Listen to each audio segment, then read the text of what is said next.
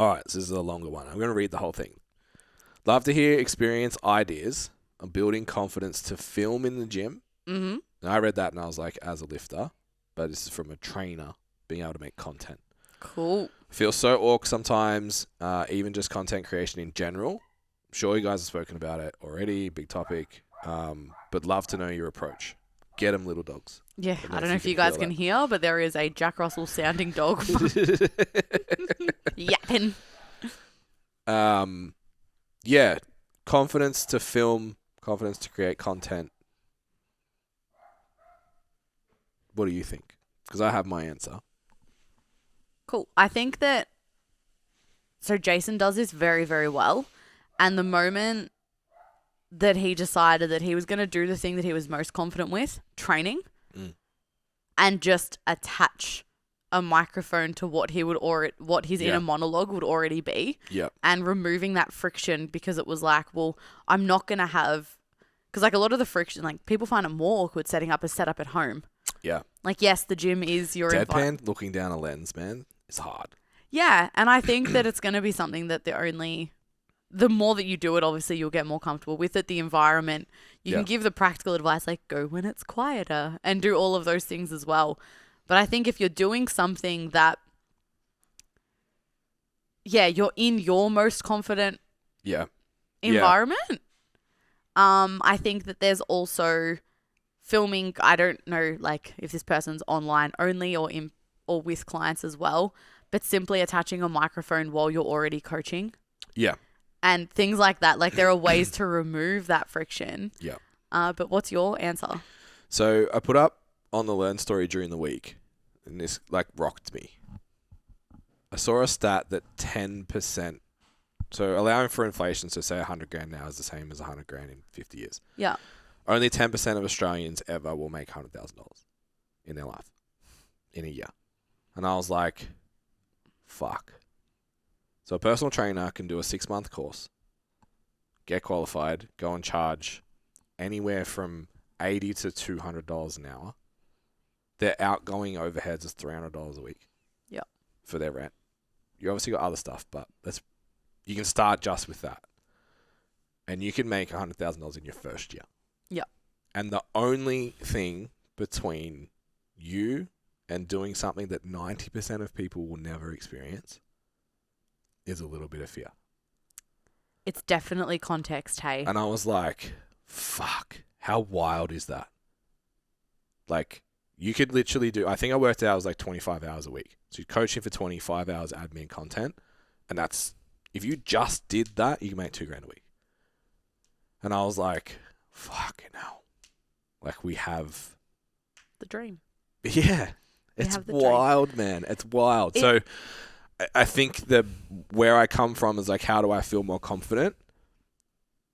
Actually, James Smith has a really cool reel floating about at the moment about this. He's like, he said, I don't believe in confidence. I believe in either doing the thing or not. Yeah.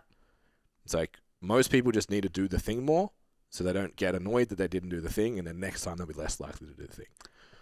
The more confident you get, you realize that you never stop being scared. So confidence is a fraud. And that's it, right? It's not all of a sudden you just like, well, I feel totally comfortable doing this and it's perfect. It's like every time you feel uncomfortable and you do it anyway, that's what confidence is. It's like the bravery thing. It's like, it's not brave if you're not scared. Totally. Bravery is not feeling scared. So yeah, I think, and I still have I train in a gym that I've never seen a tripod in. Maybe once. There's one other PT there that I've seen a tripod. Yeah. That have a tripod. And the intrusive thoughts, let's say. It's like if anyone ever made a comment to me, be like, that tripod is my key to $100,000 a year. Literally. Like your opinion of whatever negative connotation you have about like fucking think he's an influencer or whatever, like I don't care. I think at the end of the day, how many people have like genuinely been approached and told like you're a fuckwit for having your tripod out? Yeah. So that's like the first question I want to ask. Never happened to me. It's never happened to me or anyone that I'm in close contact with. Yeah. There's definitely been people that have said, even Jason said stories like, hey, am I in the background of that? Or like, I'd prefer to not be in the background of that. And it's like, hey, you're not. Which is fair enough. But I will move. You do have to have that flexibility to move your ideal setup. Yeah. If people aren't comfortable with it, but chances are if you are already anxious enough to film in the gym, you're probably starting in the corner. Probably. Yeah. There's probably not going to be people behind you anyway. Yeah.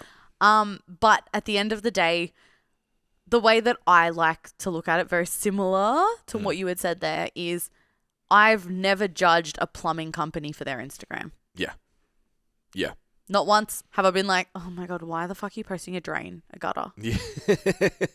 No, I'm like, wow, you must know what you're doing because I sure as shit don't know what that means. Like, you're not going to judge somebody for doing that. You're like, they're making their money. Yeah. Just because your job is someone else's hobby, they are not doing the same thing as you. You share an environment. Yeah. But this is your livelihood. And if you are going to let other people's potential opinions, we don't even know what they're thinking. Your perception of their perception is the trap, right? It's like you think they care whether they do or not. Once you think they do, that's where the trap is. There are gyms out there that don't allow tripods and don't allow those setups. And you know what? They can go to those gyms. Yeah. Yeah. That's, I simply like, if the concept of letting someone else's potential opinion of you limit you from getting an extra client or 10, it's crazy when you break it down and think about how lucky you are that you only need an iPhone in the corner of a gym. Yeah. Yeah. It's just like we could sit here and go like, now this is how to build confidence and whatever. Like James has his whole book on it. It's actually pretty good. You just need to find a reason to do it that's bigger than the fear you have. When I read that stat, I was like, what an insane opportunity that people aren't taking advantage of. Yeah.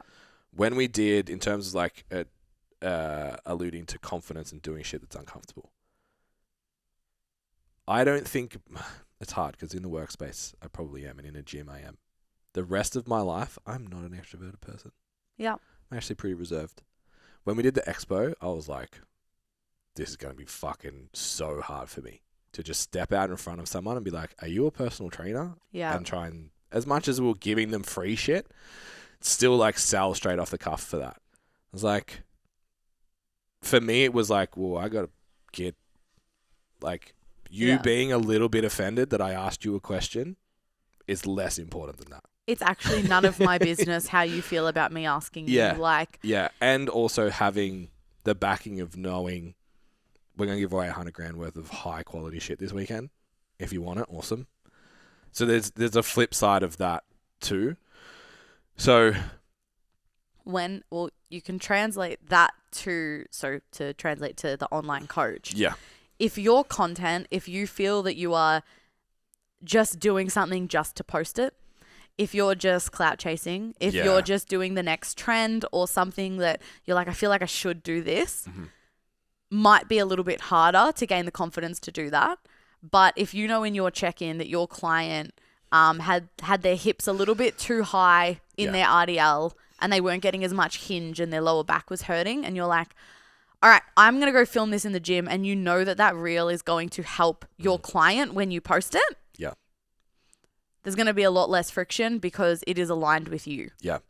That's where I was going to go next. So first week of Standout, we do a little bit of like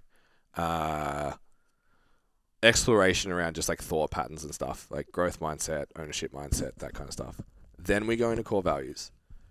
And I would say at least 80, if not 90% of personal trainers that have come through put contribution in their core values. Yep. And then it's like, okay, so contribution is really important. That's why you want to give back and you want to help people and all that kind of stuff. And personal trainers by nature are generally fixers, and they're that friend as well and that family member and whatever. That's like just how they show up all the time. Yeah. So contribution's a big part of them feeling fulfilled. And then it's like, I have a lot of trouble posting content. And it's like, well, you're more than likely coming at it from the wrong angle. So obviously business podcast, we're going to like take the $100,000 thing if you go completely the other end of the spectrum and be like, my core value is contribution. I want to help people. That's why I'm a personal trainer. Why would you not post content? Like, why would you? Because you don't feel like you're helping people because it's not coming from that place. Yeah, because it's like I saw a TikTok trend, so I'm doing that, or I'm trying to get famous, or I'm trying to grow a following, or I'm trying to get likes, or I'm trying to, this video will get heaps of views, whatever, instead of just like, someone needs to hear this. Yeah. And when you come from that place, the content's better and you feel more fulfilled about it and it's way easier to do. Yeah. So often in that call, I'll be like, so how shit do you feel at the end of the week if you haven't done your content? And they're like, yeah, really, like it's one of my biggest frustrations. It's like, because you've got a core value here that you're not fulfilling, expressing. Like, yeah. So I think whichever direction they're probably the polar ends of, well, it's your key to your job and you have a huge opportunity to make a high amount of money through relatively low barrier to entry. Or on the other end, if you genuinely don't care about making a huge income and you genuinely care about helping people, why would you not be also doing it in a social media platform that also is going to contribute to be able to work with more people so you can directly help more people, so on and so on. That would be my answer. Yep.